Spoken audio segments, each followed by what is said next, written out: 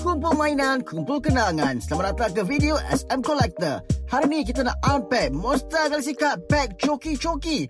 Kita nak buka versi paket dan juga versi kotak yang dikenali sebagai pack meriah. Hari ni kita nak cuba hunting sebanyak kad rare yang mungkin yang boleh kita dapat daripada pack Coki-Coki. Cuba tengok untuk pack pertama ni, kad apa yang kita dapat? Uish, ada 2 sampul. Ini unik ni.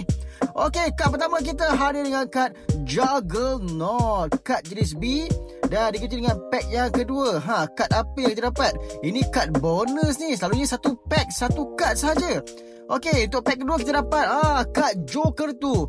2 watak jahat untuk pack pertama. Okey, seterusnya kita akan beralih pula ke pack meriah. Ini besar sikit dan lagi banyak kad yang ada dalam set ini. Okey, mari kita buka dan tengok. Dan kebanyakan orang ramai yang dapat kad beliung bila mereka beli pack meriah. Jom tengok ada kad beliung ke tidak. Dan nampak dah sedikit kelibat kad di situ. Dalam satu pack color merah jambu ni ada 2 kad. Ini baru betul. Beli satu pack dapat 2 kad. Yang tadi tu bonus. Kad pertama hadir dengan Bobo Boy Gempa diikuti dengan kad Kaizo. Gempa dan juga Kaizo. Tak ada beliung kali ni. Tak apa. Teruskan lagi dengan pack meriah kedua. Semoga adalah beliung yang tersembunyi dalam kotak nombor 2 ini. Okey, kita tarik keluar dulu. Mana sampul pink dia? Okey, ini sampul pinknya.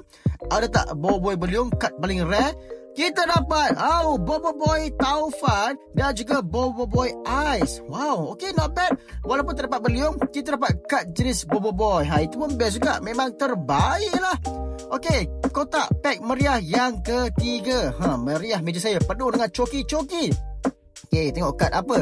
Adakah ada kad beliung dalam ni atau sebaliknya? Tengok. Kalau dapat kad jenis A pun menarik juga tu. Okay, kita buka. Kad pertama kita dapat Kekatoa dan juga Fang. Kekatoa ni ada satu kad yang bagus untuk diletakkan dalam deck anda. Okey, kita buka lagi. Memang kali ni memang banyak pack meriah yang saya borong khas untuk video unboxing kali ini. Selalu kita beli pack biasa, tapi kali ni kita fokus pada pack meriah pula. Memang meriah.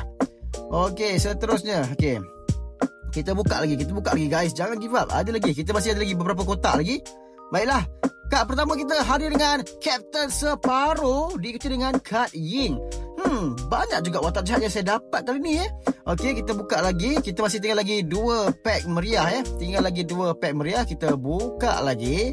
Dan tengok apa yang bakal kita dapat dalam pack kali ini. Setakat ni dah banyak pack buka. Masih belum lagi kelihatan Bobo beliung. Tak keluar lagi beliung.